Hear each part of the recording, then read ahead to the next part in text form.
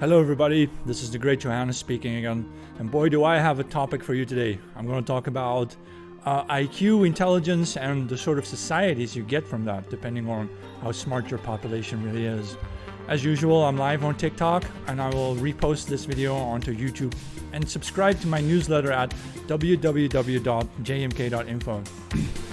I was just trying to set up some radio music on playing from YouTube. Normally I play a YouTube radio station, and today YouTube gave me this warning on my desktop computer that I can't use YouTube anymore with an ad blocker. I use uBlock Origin normally, and I can't use it anymore. So I immediately quit using YouTube for streaming music. I just play some other playlist now from some website. You know what this really means, these kinds of changes? Look at Facebook. Look at for example, YouTube and so on. The American social media is dying, man. They're dying, and they're trying to do whatever they can to clutch on to the last few drops of profit that they can squeeze out of people, right? But it's not normal. These companies are going down, and that has a tremendous impact. Twitter X went from being a super liberal deep state website to basically a true free speech platform under Elon Musk. Though there's some limitations, right? You can't be anti-Semitic, right? But it shows you that they lost Twitter, the deep state, right? The US, they lost Twitter, they're losing Facebook because it's just full of advertising now. Nobody uses it anymore, right? Instagram, who uses Instagram anymore? People use Instagram only for messaging, for DMing each other, right? And so YouTube is dying. I will post my longer videos, these ones that are up to an hour or so. I'll post them onto my YouTube channel, and I do have some viewers there, but the majority of the people I interact with is on TikTok nowadays. Yeah? I get so much reach on TikTok. Some of my videos, they get watched like 1 million times, right? Or 500,000 times. All right? And it's not rare for me to have like videos watched 50,000 times. So, for people coming in, I'm going to talk about IQ, intelligence, and what it does to a society. If you want to ask me some questions, then go ahead. So IQ is destiny. I put it on screen here. I happen to have written several articles on the matter of IQ. I just want to go over them and basically review what I wrote several years ago, maybe a year ago or 2 years ago, and then I don't know. Let's figure this out. But before I start, I want to ask you a question. The sort of people who win Nobel Prizes, and I don't mean the Nobel Peace Prize because anybody can win that, but the sort of people who win Nobel Prizes, how smart do you think they are? Or otherwise, how smart do you think you have to be in order to win the Nobel Prize? What's the range here in terms of IQ? IQ, the intelligence quotient, right, refers to a certain standardized test. Lots of people complain that it's not culture free. It's like a white supremacist test or something, but it's not. Most IQ tests taken nowadays are culture free tests. That means if you do poorly on them, it just means you're dumb. It doesn't mean you're a victim of oppression, right? And so the IQ test scores of the Nobel Prize winners ranges from 145 to 160, but not over 160. And there's also some disparity here between the writers, the literary prize winners, like the Nobel Prize for Literature, for example. These people have IQs of around 145, whereas the physicists tend to be the smartest Nobel Prize winners with IQs near or around 160. Okay, but what about the people who are smarter than that? People with IQs over 160, what do they do? All right? And what about people with very low IQs? If you have an IQ below 75, it turns out you probably will have trouble using a microwave. For example, using the defrost option on a microwave. Or determining what exactly is half a glass or a third of a glass, for example, is something that's very difficult to do for people with low IQs. Because what does the IQ really measure?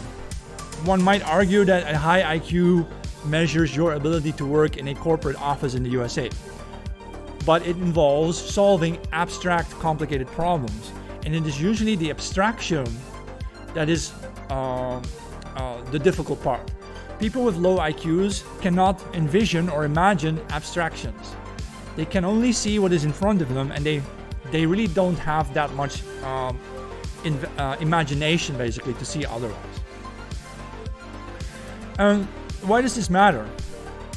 So if you have a very low IQ below 75 or 85, you can't really be expected to be part of modern civilization, because you constantly need supervision. You need to be told what to do, right? When to do it, how to do it, and you probably need a supervisor there, to constantly tell you that you're not doing it right, right?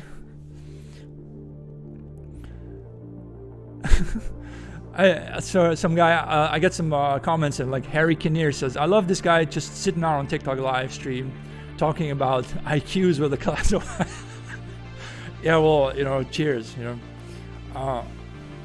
I just want to dive deep into these topics because TikTok live seems to be one of the very few places where I can speak my mind freely without constantly being reported and banned and so on. Well, knock it off. We'll see about that. Yeah, love the hat. Yeah, this is the fedora hat. Basically, it's the one Indiana Jones has, but I got a black one, so that's the difference.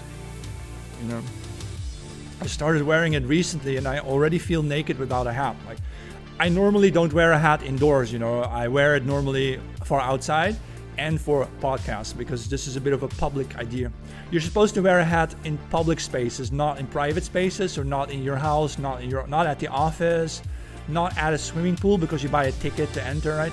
But you will wear a hat when you go shopping, or when you're technically when you're using public transportation and things like that. So yeah, people love the hat. So do I. So, like I was talking about IQ and differences and intelligence, and it turns out Nobel Prize winners have IQs between 145 and 160, excluding, of course, Nobel Peace Prize winners, because they don't count. Bring back the hat, exactly. Definitely, it is my goal to promote hat wearing, so that's why I wear it. I made a video about this where I explained the reason why men stopped wearing hats is probably because we started driving cars, and the low aerodynamic car ceilings, they crush our hats, so we quit wearing hats altogether. And I think if you're not driving a car often, then just go and get a hat. You can get one of those stovepipes, those top hats, or something else, or whatever you want, But bring back hat wearing. Make men without hats feel naked in the streets, For Nobel Prize winners, the IQ range was between 145 and 160. That's between the third and the fourth standard deviation, if a standard deviation is 15 points. And so these Nobel Prize winners, the smartest ones happen to be the physicists, and the less smart ones, the writers, they still have IQs of around 145. So you need to be quite smart to win the Nobel Prize. Maybe affirmative action will change this, and they're going to start giving Nobel Prizes to every random dumbass, as they do with the Nobel Peace Prize, but we'll see about that. Taking an IQ test is basically go to the Mensa organization. They have a standardized test, that's the official one, because all the stuff you do online with retakes until you score high, all of that is fake. You got to do it. For example, the Mensa test, you're only allowed to take it once a year, so you can't just keep doing it until you do well. You do it once a year, and then you show your merit. You show how smart you are. Right? So I wanted to talk about, the average IQ of a population of people that you are trying to build a society with obviously matters, right? So I wrote this article 1 or 2 years ago already. Maybe I'll just go over it and comment on it because I wrote the article before, but that doesn't mean I still agree with everything. Maybe I'll have different opinions now, If you're new here, I'm going to post this to my YouTube channel as well, at The Great Johannes. Is my username there. So that's where you will find all my longer videos. They don't fit on TikTok, right? Let me turn this on a little bit.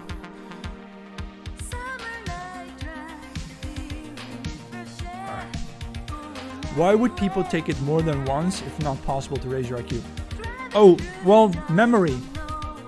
Right? If you know how to do the test, you will do better the next time you take the test. Right?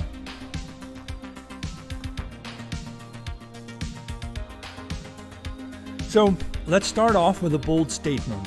A people's average cognitive ability determines what type of society it can uphold. Based on a people's cognitive ability, I identify 3 main types of societies.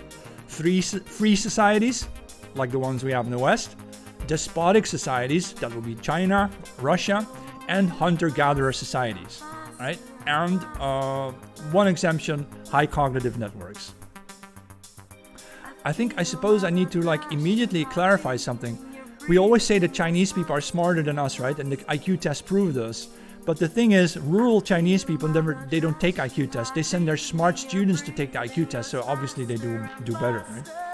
Imagine we would only send our university people to take IQ tests, right? Then we would do very well as well. You need to look at the large body of the population. What are they really like, you know? Yeah, colleges are oversaturated with slightly above average IQ. Yeah, you know, IQs at universities and so on, they dropped, right? It used to be over 130 for universities. Now it's down to 115. It's a full standard deviation. For two reasons. They allowed many more people to go to university, the working classes and so on are allowed to send their kids. They get funding, right? You get tuition, whatever, someone pays for it. Student loans. It's become a bit of a scam. Higher education really is now a cargo cult. It's just a scam where you buy your way into having a fancy diploma, but it's not worth the same thing that it used to be anymore, you know? So, free societies, which I call those societies where the people have an average IQ between 90 to 110, which would include most Western European and also USA, Canada, and so on, New Zealand, right? If the people's IQ average between a 90 to 110, you may have a free market economy. It requires people to think and act for themselves to a large degree. Citizens are considered independent actors here, meaning they are, bequeathed with responsibility, personal responsibility. On the low end of the cognitive spectrum, people are educated to fit in. So that's what education is really for, by the way. Education is to train you to basically fit in with the rest of society. At the higher end, people may sort things out for themselves. They can do their own research. A general sense of freedom permeates every aspect of life. People are not expected to sit around waiting to be told what to do. They are expected to be proactive, start a business, or study to apply for a job. As Ronald Reagan said, don't ask what your country can do for you, ask what you can do for your country. Someone said that it actually was Kennedy who said this. I'm not sure if Ronald Reagan repeated it or why I think Reagan said it. Citizens are held responsible for their actions in a free society. People have little trouble reflecting upon themselves, and they can help each other solve each other's problems without needing a strong arm of the government to step in. A guiding doctrine, such as a constitution, suffices, but it does not tell people how to live.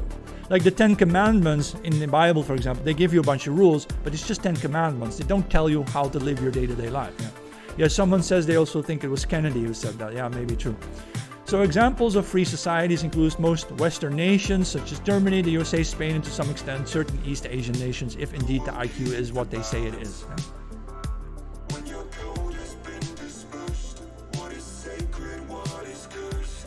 But then, what if your people on average doesn't have that high of an IQ? What if your people have IQs between 70 to 90?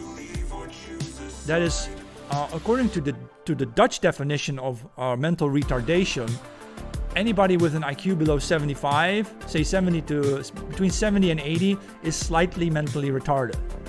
So you're dealing with, we're going to look at societies that cannot do what we do in the West. They cannot have free market economies. They cannot have democracies. They need a despot who commands the people what they must do, or else they will be beheaded, right? That's how brutal it is. Raymond Reddington vibes. I'm going to look him up. Okay. If a people's IQ averages between 70 to 90, we find ourselves in a very rigid, authority-based system, authoritarianism. The government tends to come in the form of an unchanging belief system, say hardcore fundamentalist religions, for example. People have to be told what to do and are not expected to act on their own merit, nor are people held responsible for their actions. There is no concept of personal responsibility if you are always told what to do. Nevertheless, people are severely punished for stepping out of line. This is like Sharia punishment, right? Corporal punishment. The mantra for this society goes, do exactly what your leadership tells you to do. and don't do anything else. In many cases, the people worship an exemplary citizen, such as a Kim Jong-un or a Mao Zedong, or a prophet whose example everyone is expected to follow, meaning you may not deviate from it and you must follow all the rules and so on. The despot himself is a low IQ person in the range of 70 to 90, though often the more intelligent ruling elite, the intelligentsia, is really pulling the strings behind the scenes. This is what they want for the Western world. Why do you think they're bringing in all these immigrants to the West? There's an IQ difference here, which is going to transform our free societies into despotic societies. But this is exactly what the communist intellectuals want. They want a dumbed down population so they can, more forcibly make those people behave the way they want them to behave. It's absolutely evil. Right? It is also because of the general lack of intelligence among the people that citizens believe they are, in fact, superior people. So this is the Dunning-Kruger effect. That's what I mean. They think they are the best, even though they're not.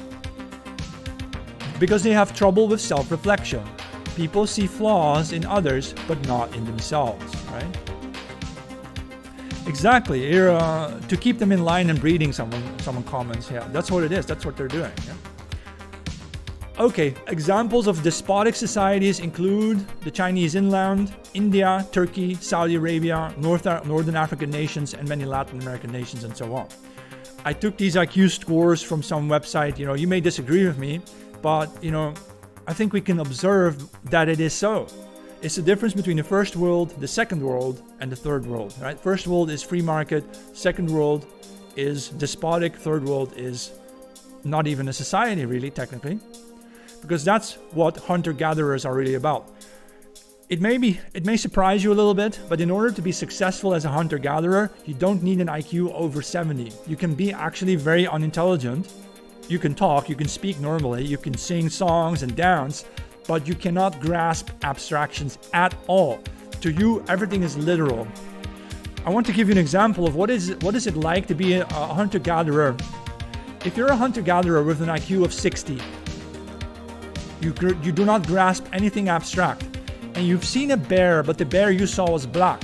And if I tell you that there are white bears living on the North Pole, polar bears, you will say that's impossible because bears are black.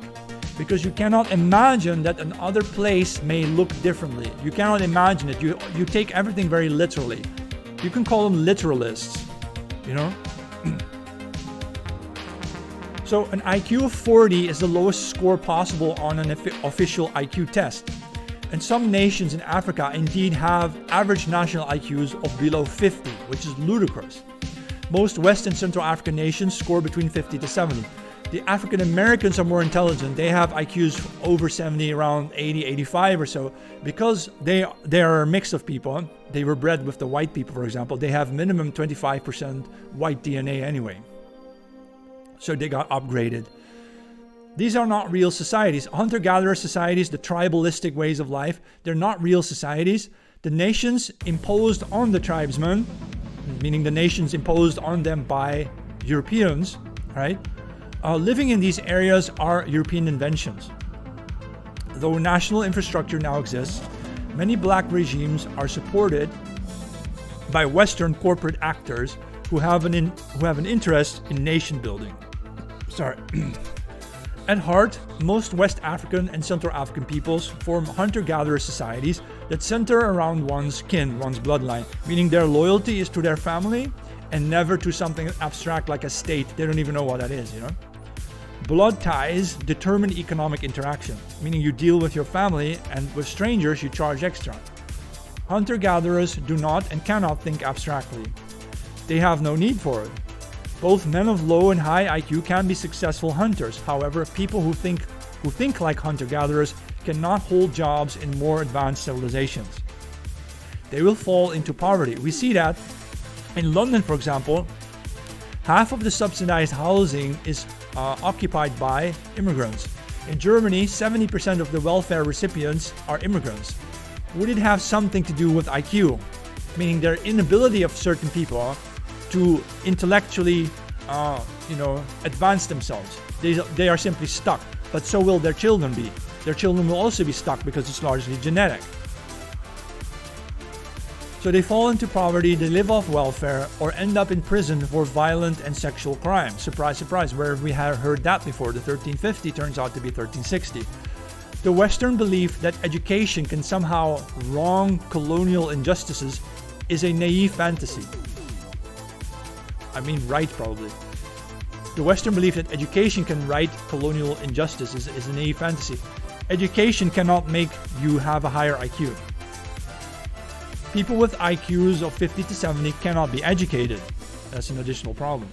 Hunter-gatherers also feel no empathy toward people outside of their kin. They love their brothers and sisters and their moms and dads and their kids, and that's it. If they kill a stranger, they feel nothing.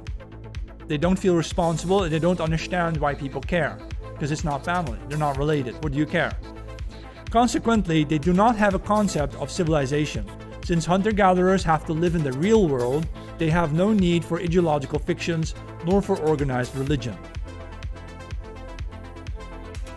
Examples of hunter-gatherer societies include Mali, Guatemala, Nepal, Sierra Leone, Morocco, Congo, and so on and so forth. We're not talking about the urbanized parts of these countries, but the rural parts of these countries.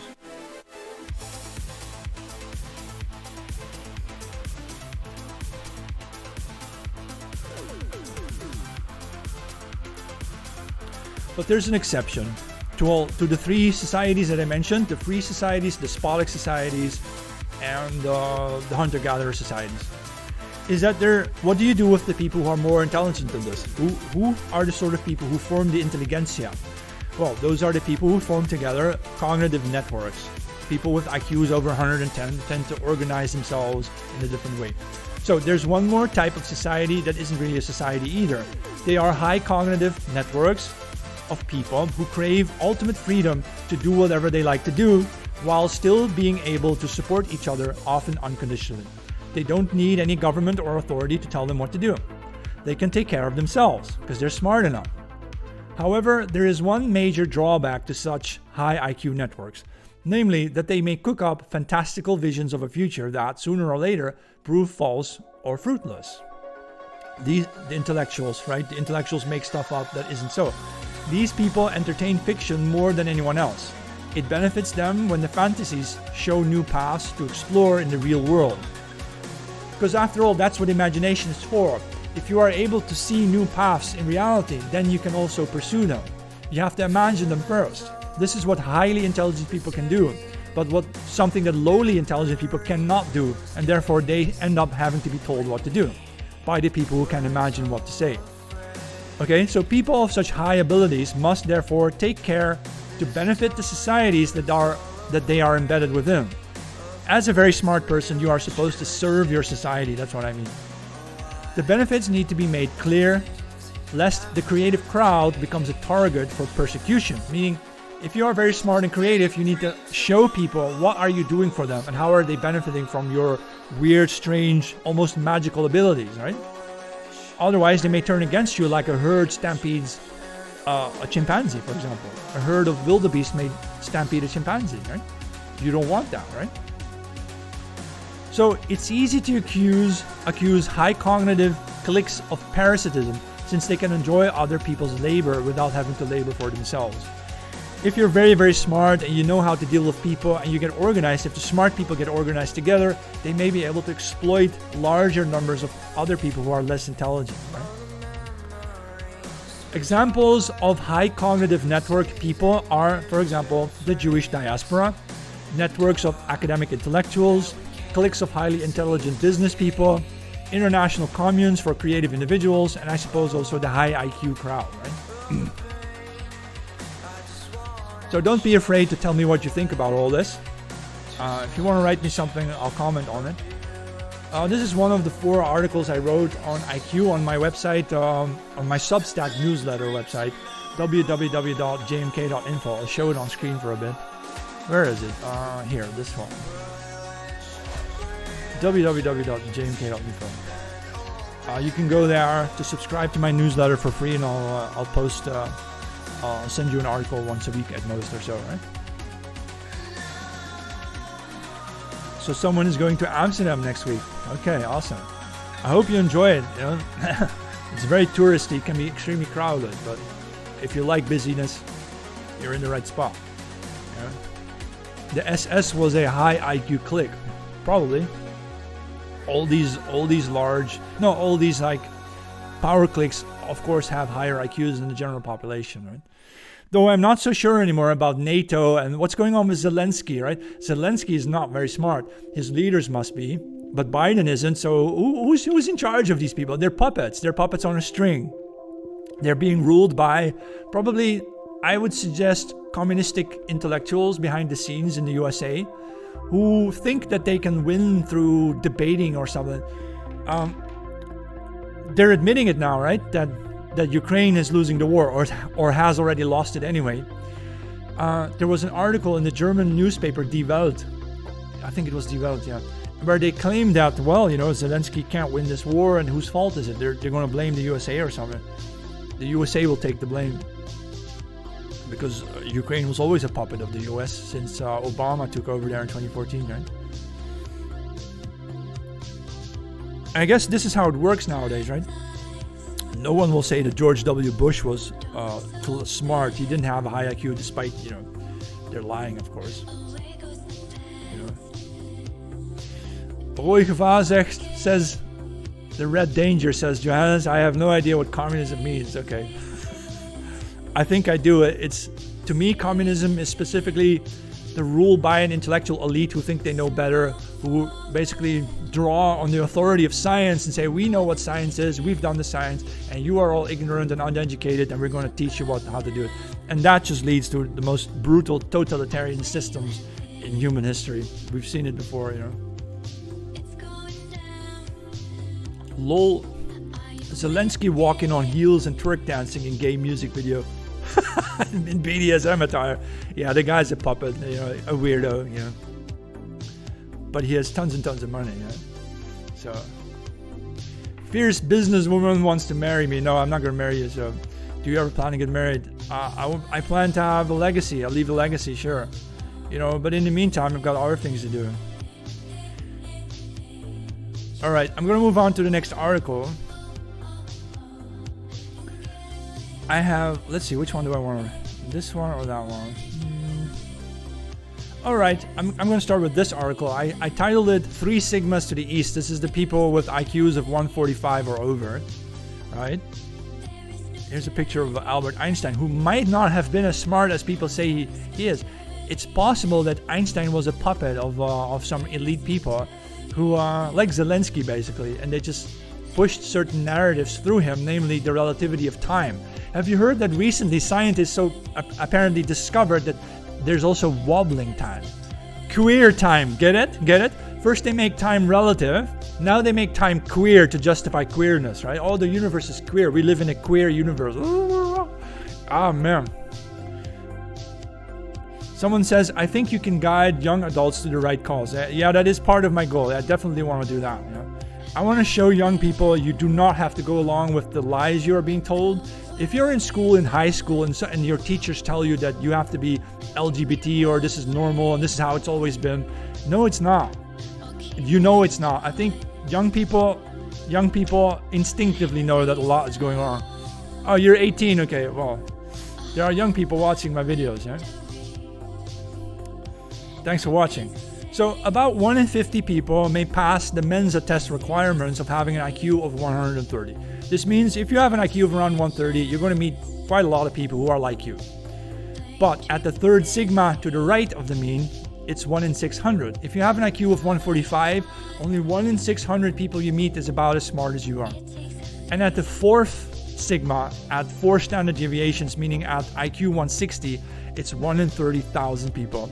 You are very unlikely to meet anybody else who is as smart as you are, unless you use perhaps modern communication tools like social networking to actually find the smart ones, right? And I suppose historically, smart people could find each other at the intellectual circles around the religious affairs, for example, right? But still, if you were born in some small town with a very high IQ, you may find other people very strange. Like, why do they do everything the way they do it? And they never question anything, right? In Dutch, we have a word which says highly gifted. We call high IQ people highly gifted, but I despise this term. The intelligent individual is rather burdened, not gifted. I prefer the phrase high cognitive person, or highly burdened person really, as HCP, or as in hiccup. The very smart people have a hiccup, you know? Johannes is corrupting the youth with facts and logic. I hope to also give them some emotional drive to let them know really the young can shape their own future. You don't have to follow the rules of the old generations. Certainly not when the elderly are just economically corrupt people anyway who only care about money. Maybe you have something better to care about, right? This broadcast is now, I'm talking about IQ, intelligence, and the effects it has on people and societies. So IQ tests measure how well one grasps visual, verbal, or numerical abstractions, but IQ doesn't necessarily equate to giftedness in any field. There are very smart people who don't know how to do anything right. Nevertheless, members of the high cognitive elite easily score in the 99.8th percentile, that's around 145 and up, for example, on any official culture fair test in a standardized timed environment. That excludes redoing online tests until you hit a high score to boost your ego, as I mentioned at the start of this. A high cognitive person has been burdened with an extraordinary mental ability. But how do you even know you are part of any cognitive elite? I say elite, but it isn't. You might join Mensa or the Prometheus Society, but the high IQ crowd rarely convenes in the wild.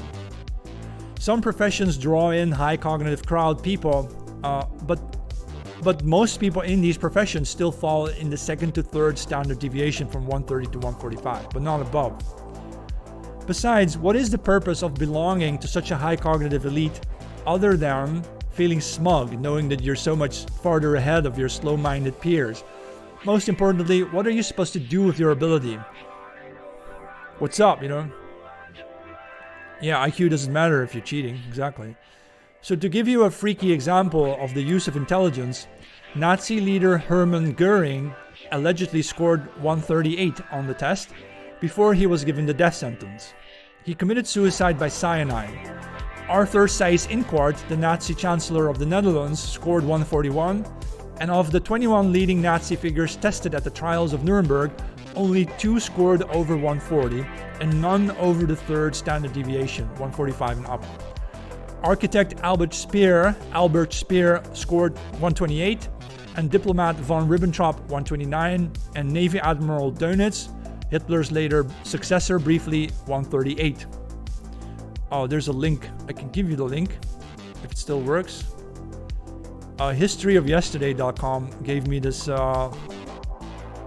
Apparently that's where it used to be, or maybe the link died. I don't know what happened. You have to Google the results of the Nazi IQ test, and then you'll find more about this.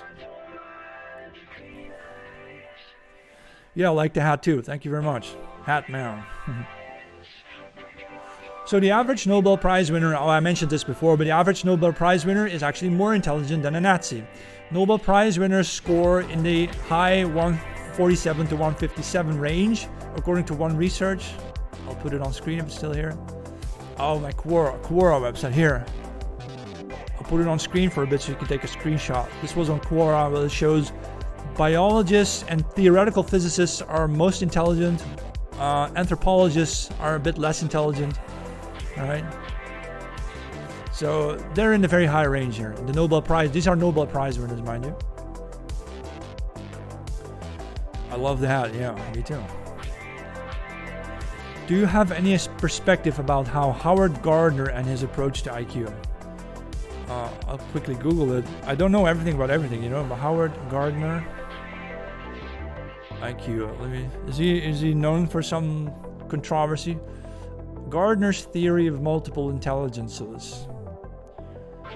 The concept of multiple intelligences is a theory proposed by Harvard psychologist Howard Gardner, and he shows you visual, linguistic, logical, body, musical, interpersonal, and naturalistic. I suppose these are all aspects of IQ, but I would say very high IQ people will also do well in all these fields at once, right? Although maybe less intelligent people can have a specialization in music or so, or a specialization in naturalism, right? Or what is it, naturalistic? I suppose intelligence has different sides to it. I don't disagree with that. Still, all these men, and I'm talking about the Nobel Prize winners now, were and are considerably above average in terms of their intellectual abilities. People in the 120 to 140 IQ range apparently get to overthrow nations or colonize them. They get to wage wars of conquest and subjugate peoples. The world of national politics still is not the right arena for those in the 145 plus range, even if some in the very high range may proffer up the ideological justifications for this or that tyranny. Intellectuals. Above IQ 145, people tend to do breakthrough discoveries that few are awarded prizes for them. And many sink into obscurity, meaning very, very smart people, they can come up with really intelligent new things, but they might not be able to benefit from their own discoveries, basically. Some people think that having a high IQ only means you can think faster. This isn't true. There are qualitative differences. There's more to it than speed. A man with a low IQ of around 75 self-admitted that he has trouble using the defrost option on his microwave. I have a link for this. Let's see if I can watch this for a moment.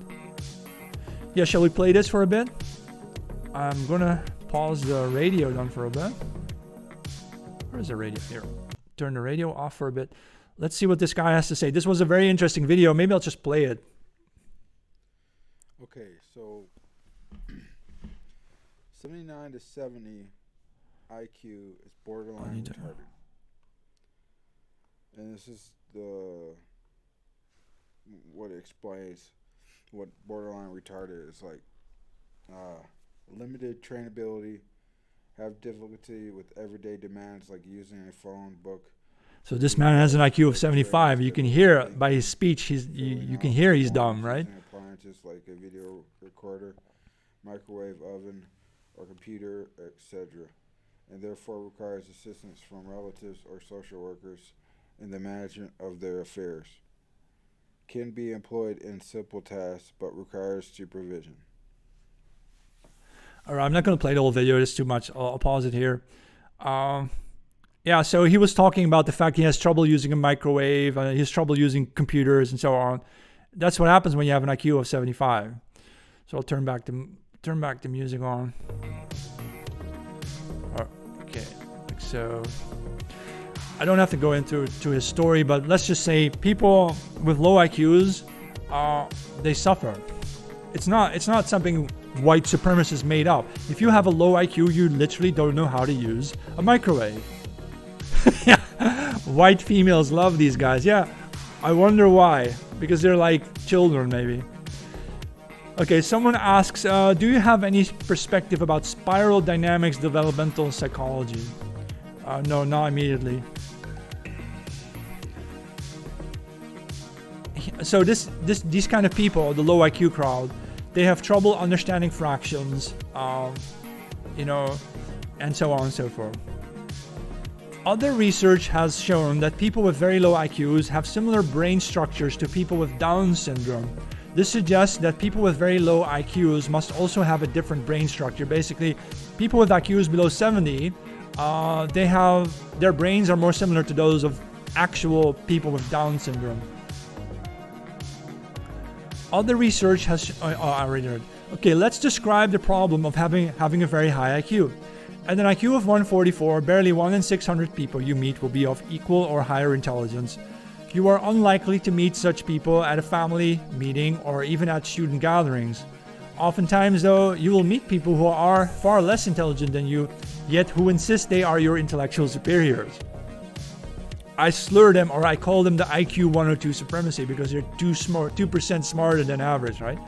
And they want you to know. Here you are supposed to play along until a better time arrives for you to display your superiority, not in the form of cockiness, but out of necessity. Whatever you do, there's no point in picking a fight with someone who thinks they're smarter than you when they're not. You will lose such a fight with the Dunning-Kruger people. Arrogance isn't fought with arrogance, but with independence. The cognitive elite must be ready to think independently from what others might say or do. You might scold a dog for being stupid, but unlike dogs, dumb people can hold grudges and will seek revenge. When you were young, You may not have been aware of your above average intelligence other than the fact that each time you opened your mouth, your peers stared back at you in disbelief, or with anxiety, anger, or frustration, or simply with dismissal. Most people respond to the things they cannot understand with either ridicule or aggression. In fact, for some time, you may have believed that you were the stupid kid. If no one understands a word of what you're saying, you mustn't be very smart, right? Let's see, how come Middle Eastern people have 1,000 years older civilization than Europeans? Well, they don't. We had the bell beaker culture around their time. We also had civilization. It's not like we didn't have civilization. And also, I think civilization started actually in Mesopotamia, that's Iraq and so on, right? And then it spread out to the world. But people here also had civilization. We had the bell beaker culture, we had the Yamnaya. They had civilization, you know. So a mate of mine just can't comprehend hypothetical questions and just can't listen to a story.